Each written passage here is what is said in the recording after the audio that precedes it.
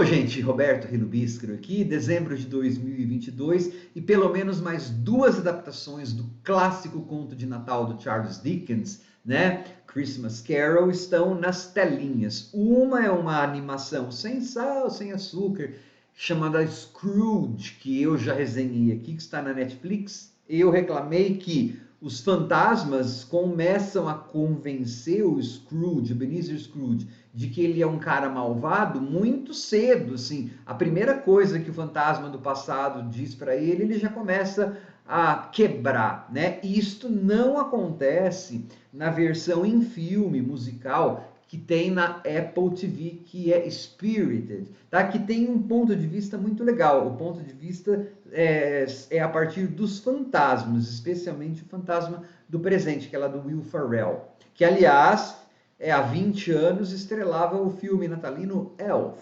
Em português é elfo? Não sei, porque eu vi isso em inglês. Antes de continuar, eu gostaria de convidá-los a se inscreverem no canal Robertando, curtir os vídeos, compartilhá-los, agradeço bastante. Para quem não conhece a história do Dickens, existe o Ebenezer Scrooge, que deu origem ao nome do tio Patinhas, para você ter uma ideia de quão pão duro e rico ele era.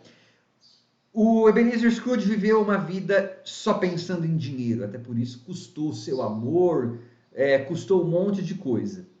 Numa noite de Natal, três fantasmas, o do Natal presente, Natal passado, Natal futuro, aparecem para ele sucessivamente e mostram que é melhor, né, ser um cara legal, pelo menos no Natal. Essa história teve trocentas mil adaptações e ainda vai ter, né, um clássico, parece ser perene, que é a reforma de uma pessoa, né?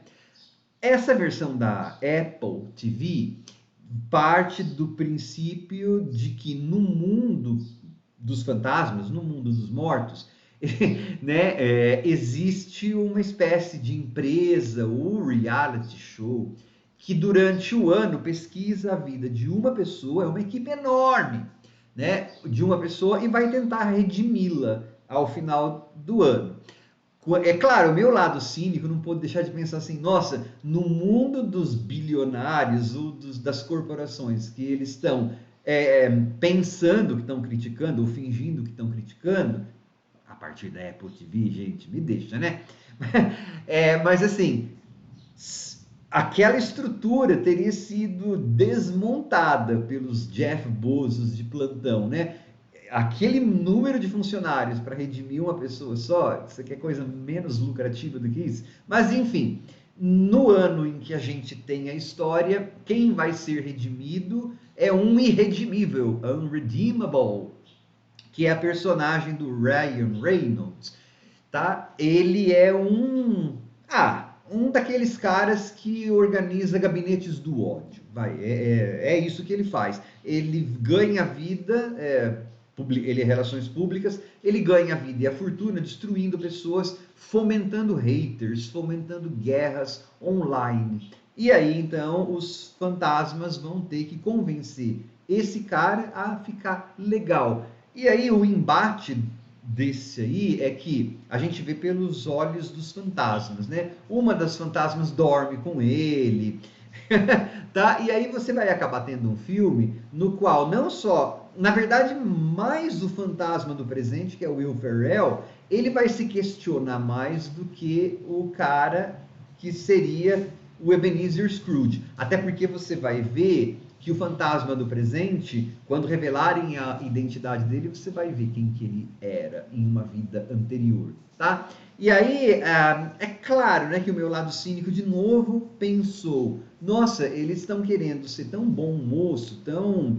Não vamos deixar ninguém melindrado, que eles criaram um antagonista, né, do Ryan Reynolds, tão simpático, que na verdade é a personagem da Octavia Spencer, que é a funcionária dele, ela é que se sente mais culpada do que o próprio Clint, né, do que o próprio Ryan Reynolds. E depois, o destino que o Ryan Reynolds terá no filme, meio que, enfim, deixa aquela coisa assim, bate e assopra, bate e assopra, coisa que o Dickens não fez muito no conto dele. Isso é muito, para mim, é uma coisa que diz muito no filme, tá? Mas assim, ele é um filme bem divertido, bem divertido. Ele é um musical.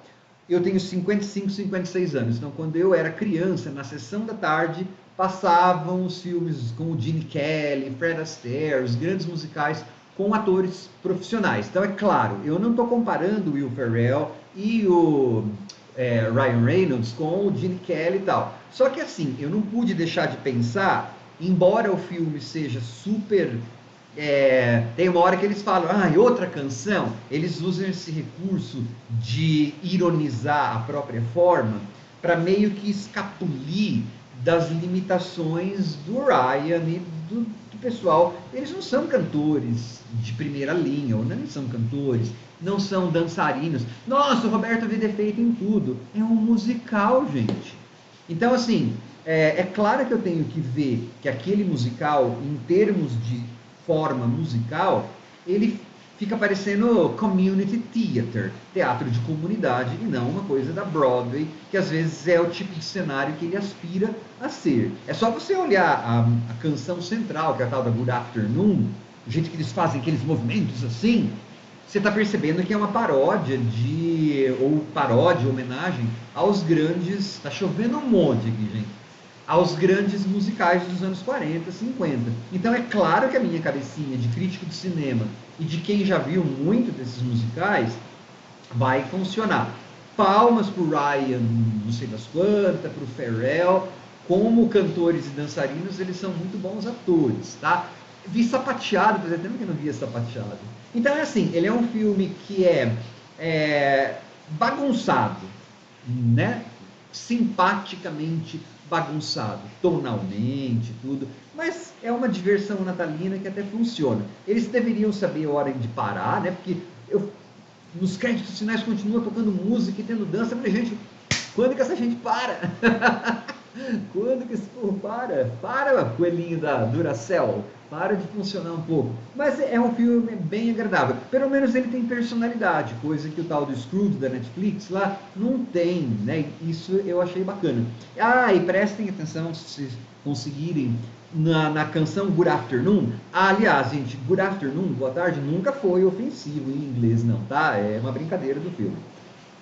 Tem uma participação muito especial de 3 segundos da Judi Dench.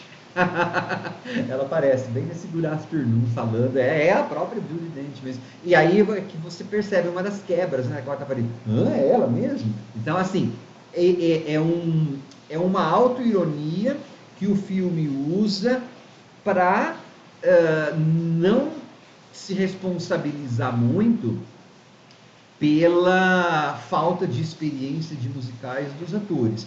A gente não pode ser ingênuo, né, de achar que as coisas com essa magnitude de grana, só em termos de atores, eu vi que foram 70 e tantos milhões de dólares gastos. É muito dólar. Então, quando a gente vai falar de um filme desse, a gente não pode ter uma visão lentes cor-de-rosa e falar tudo é lindo, maravilhoso, né? Assim, tá claro para qualquer um que entenda um pouco de cinema de que essa autoironia, especialmente nos números de dança, repito, em parte é para tentar cobrir o próprio rabo, né? Justificar que aqueles atores não são dançarinos e cantores. Tiveram boa vontade em fazer tal, mas eles poderiam ter optado por não fazer um musical. Né? Considerando-se que a produtora, inclusive, é do próprio Ryan Reynolds. Não consigo, gente, com 55 anos, ser um menino ingênuo de 12, tá? Mas, assim, é um filme bem divertido, bem assistível. Eu curti, eu me diverti. E tem uns pedaços eu sou professor de inglês, né? Lá no fim, assim, eu peguei rindo de mim mesmo. Porque tem uma hora que alguém fala, não sei o quê, with who, né? Com quem. E aí eles falam, with who. Eu instintivamente, alto mesmo, falei, with whom. Pois não é que a personagem fala, with whom. Ele tá ficando velho, né? Aí não deveria ser. A gente está procurando o objeto da frase e eles fazem brincadeira com isso. Então, assim, me passou o tempo. Eles são simpáticos, são bonitos, não são um velho rabugento, Scrooge, não.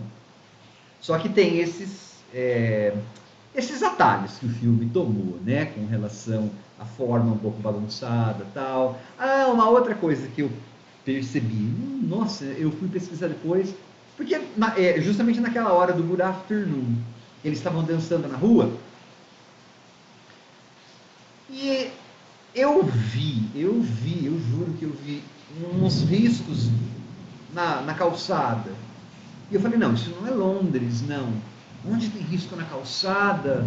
Eu falei, em Boston tem risco. O centro histórico velho de Boston, você pode fazer excursões autoguiadas. As calçadas tem umas faixas vermelhas, amarelas na calçada, e você vai andando por essas faixas e periodicamente você tem billboards, né? Você tem cartazes. Onde que é? Vai ir para o mercado tal, vai explicando. E aí depois, quando acabou o filme, deixa eu precisar onde isso foi gravado. Batata. Aquela cena foi gravada em Boston. Eu conheci por causa do negocinho da rua. Vai saber, né? Eu não enxergo nada, assim, 10% de visão e ali eu enxerguei. São coisas. E me diverte muito ver o filme também, fazer o trabalho aqui, porque eu vou meio que brincando com as pessoas, né? Falando das experiências que eu tenho de assistir aos filmes. Ó, Spirited é espirituoso, tá? Ele não chega a ser um filme que poderia ter a crítica que ele almeja ter, por medo, porque está na Apple, porque tem 75 milhões de dólares envolvidos só no pessoal, tarará, tarará, por isso que aquele bilionário lá é muito legalzinho demais, mas ele é um filme decente, assim, bacana. Tchau.